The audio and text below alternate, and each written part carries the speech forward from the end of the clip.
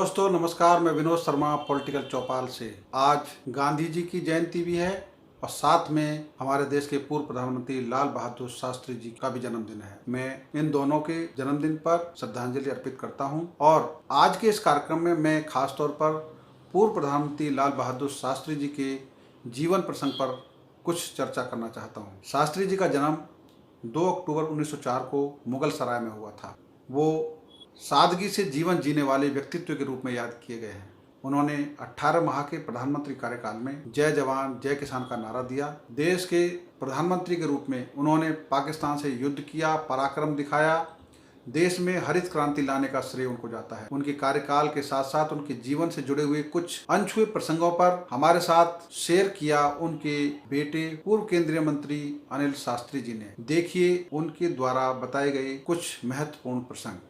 आज मेरे पिता लाल बहादुर शास्त्री जी का जन्म दिवस है। महात्मा गांधी के साथ आज देश लाल बहादुर शास्त्री जी की भी जयंती मनाता है। कई बार लोग मुझसे पूछते हैं कि महात्मा गांधी की जयंती के आगे शास्त्री जी के जयंती के उपलक्ष्य में जो भी कार्यक्रम होते हैं वो कम महसूस होते हैं, छोटे लगते हैं।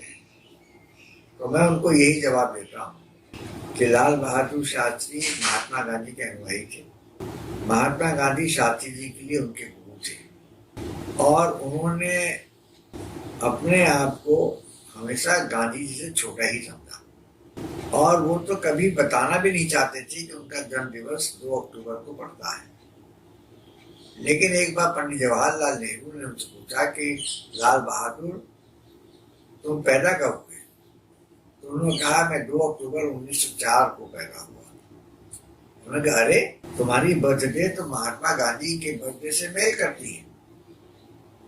तो शास्त्री जी ने कहा कि महात्मा गांधी का जो जन्म दिवस है वो तो हमारे देश का जन्म दिवस है। इसके जन्म दिवस मनाते हैं तो मेरा भी उसी में आ जाता है। तो बड़े नम्र स्वभाव के थे शास्त्री। तो उनके निधन के बाद भी शास्त्री जी का जन्म दिवस जितना भी मनाया जाता है, अगर आज शास्त्री जीवित होते तो उतने से ही पूरी तरह से संतोष कर ले। उनके पुत्र होने के नाते मेरा भी ये मानना है कि शास्त्री जी की तुलना महात्मा गांधी से नहीं की जा सकती। लेकिन आज 55 साल के बाद भी, 55 वर्ष के बाद भी लाल बहादुर शास्त्री जी को अगर भारत की जनता याद रखती है, उनके जय जवान जय किसान नारे को प्रासंगिक मानती है, ये अपने आप में शास्त्री जी की बहुत बड़ी उपलब्धि। शास्त्री जी के जो राजनीतिक मूल्य थे उनकी तुलना आज के नेताओं के राजनेताओं से नहीं की जा सकती। शायद ही कोई ऐसा राजनेता आज होगा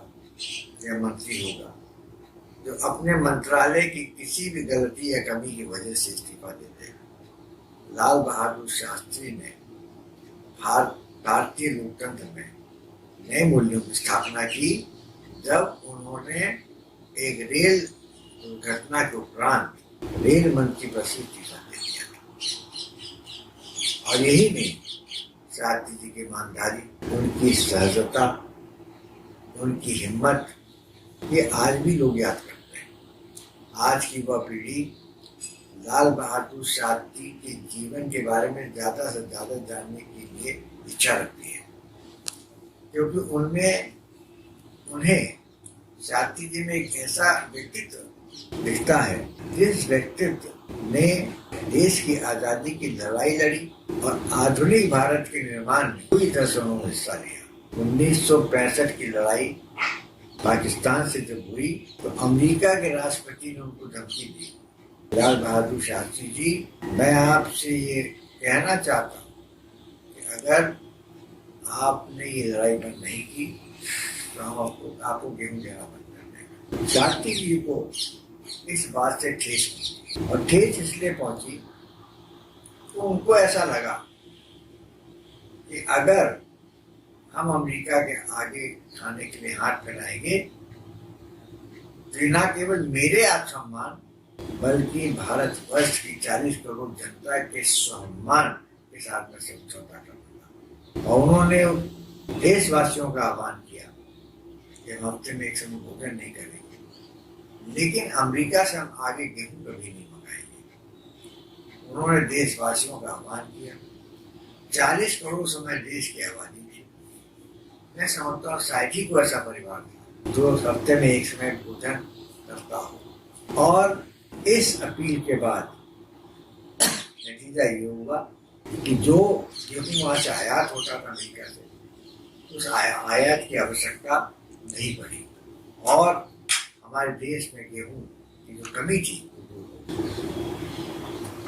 शास्त्री जी की ईमानदारी की हम चर्चा करें तो कई कहानियां, लेकिन सबसे बड़ी बात तो ये है कि हम लोगों के कहने पे, जो हमारे भाइयों के कहने पर, उन्होंने प्रधानमंत्री बनने के बाद एक 12,000 की फिएट कार खरीदी। उस समय उनके पास 12,000 रुपए नहीं थे, उनके बैंक में केवल 7,000 रुपए थे। उन्होंने पंजाब नेशनल बैंक से कर्ज लिया और कर्ज लेके वो गाड़ी फिएट कार हमारे लिए खरीदी।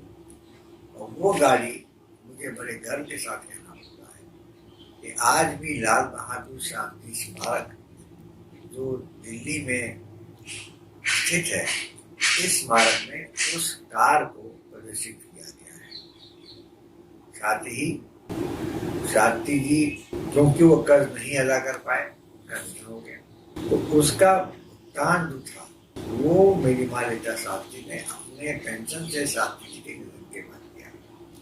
ये लाल बहादुर शास्त्री जी के ईमानदारी की एक कहानी है और इसीलिए आज भी शास्त्री जी ईमानदारी के प्रतीक माने जाते हैं।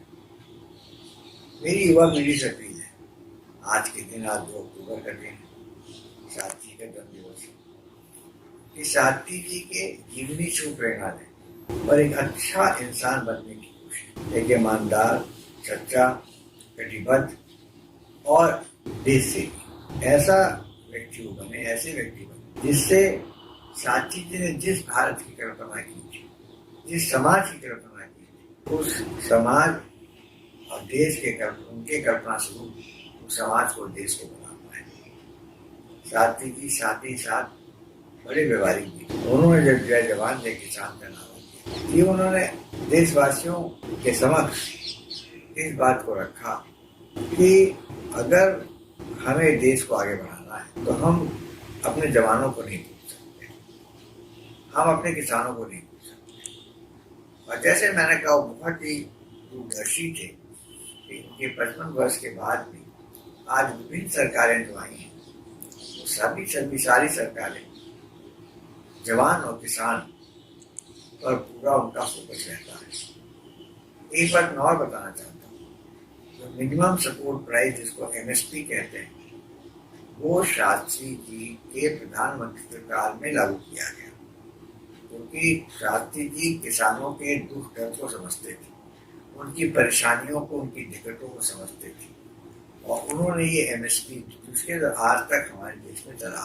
साथ ही शास्त्री जी जब प्रधानमंत्री थे, उनके समय में CBI central bureau of investigation और CVC सेंट्रल विजिलेंस कमीशन का उन्होंने गठन किया, केवल इसलिए कि शास्त्री जी अपने देश से, अपनी सरकार में भ्रष्टाचार को कम करना चाहते थे। भ्रष्टाचार पूरी तरह से समाप्त नहीं किया जा सकता, लेकिन शास्त्री जी इस बात को जानते थे कि क्योंकि वो व्यवहारिक थे कि भ्रष्टाचार को जीरो नहीं किया जा सकता है, लेकिन भ्रष्टाचार को इतना कम किया जा सकता है जिससे जो हमारे देश के आम नागरिक हैं उनको किसी प्रकार की कोई दिक्कत ना हो, किसी प्रकार की कोई परेशानी ना हो।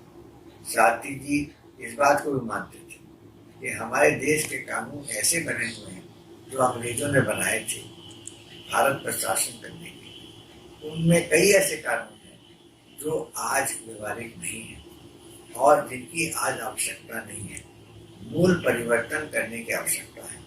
उन्होंने एडमिनिस्ट्रेटिव रिफॉर्म्स कमीशन का गठन किया, जिसका अध्यक्ष उन्होंने मोरारजी देसाई, उस समय के बहुत बड़े नेता मोरारजी देसाई को उन्होंने उसका चेयरमैन बनाया, अध्यक्ष बनाया। ये अफसोस की बात है कि उसकी जो रिपोर्ट आई वो आज जो है उस पर वो कार्रवाई नहीं हुई और वो बंद बस्ते में पड़ी हुई है। बहुत तो लोग ये भी जानना चाहते हैं लाल बहादुर शास्त्री के निधन को लेकर। मैं नहीं बता सकता क्योंकि मैं वहाँ था नहीं और मैं बहुत छोटा था जब उनका निधन हुआ, तो मैं 17 वर्ष का था। तो मुझे ये याद है कि जब मैं एयरपोर्ट पर उनके पार्थिव शरीर को देखा, जब हवाई जहाज से निकाला गया तो उनका चेहरा नीला पड़ गया था और उनके माथे पर सफेद धब्बे थे। इससे थोड़ा संदेह मेरी माँ को हुआ, मेरी माँ विकास, लेकिन पोस्टमार्टम नहीं हो सकता था, नहीं कराया गया। और अफसोस की बात यह है कि उनके रहने की व्यवस्था जो कास्ट में की गई थी वो शहर से 15-20 किलोमीटर दूर की गई थी। जहाँ उनको ठहराया गया था वहाँ पर एम्बुलेंस की सुविधा नहीं थी, फर्स्ट एड की सुविधा नहीं थी, कोई मेडिकल फैसिलिटी नहीं थी, कोई डॉक्टर नियुक्त नहीं किया गया था। और यही नहीं, कुलदीप नायर जो एक बहुत बड़े जर्नलिस्ट रहे हैं और किताबों के ऑथर रहे हैं, उन्होंने अपनी किताब में लिखा है कि उनको भी शक तब हुआ जब उस समय के राजदूत, भारतीय राजदूत जो वहाँ थे रूस में, उन्होंने उनको फोन करके कहा कि कुलदीप नायर जी, अगर आपसे कोई संवाददाता पत्रकार पूछता है कि शास्त्री जी का निधन कैसे हुआ तो आप कह दीजिएगा हार्ट अटैक हुआ। तो ये संदेह लोगों के मन में है। मेरा सरकार से केवल यही अनुरोध है, नरेंद्र मोदी जी के मन में शास्त्री जी के प्रति बहुत सम्मान है और मैं यही उनसे अपील करना चाहता हूँ कि जिस तरह से नेताजी सुभाष चंद्र बोस के निधन से संबंधित कागजातों को, डॉक्यूमेंट्स को डिक्लासिफाई किया गया, उनको खोला गया, उनको दिखाया गया, इसी तरह से शास्त्री जी के दस्तावेजों का भी खुलासा होना चाहिए उनके निधन को लेकर। उसमें तो निकले ना निकले, लेकिन ये एक जो लोगों के मन में संदेह है वो संदेह दूर हो जाएगा। आरटीआई के माध्यम से ये सरकार से पूछा भी गया, कहा भी गया कि ये डिक्लासिफाई क्यों नहीं करता, उनका खुलासा क्यों नहीं किया जाता दस्तावेजों का। तो जवाब यही मिला सरकार से, केंद्र सरकार से, कि ऐसा करने से हमारे रिश्ते एक विदेशी मुल्क से खराब हो सकते हैं और सुरक्षा की दृष्टि से ठीक नहीं होगा।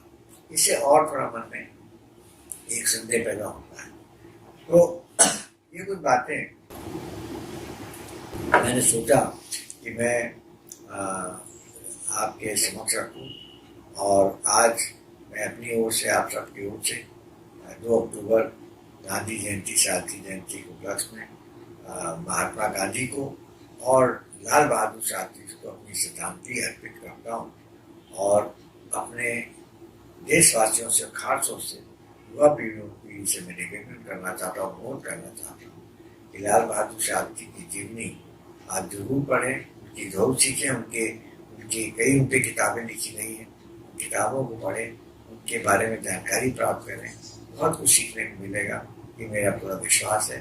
धन्यवाद, जय हिंद। आपने सुना लाल बहादुर शास्त्री जी के जीवन को विविध आयाम देने वाले ऐसे प्रसंग जो हमें प्रेरणा देते हैं और युवा पीढ़ी के लिए यह एक सबक है। उनके जीवन में कैसे बदलाव आए, कैसे उन्होंने अपने प्रधानमंत्री रहते हुए डिसीजन लिए, वह एक महत्वपूर्ण है। हमारा यह प्रसंग आपको कैसा लगा? आप देखते रहिए पॉलिटिकल चौपाल, सब्सक्राइब कीजिए। धन्यवाद।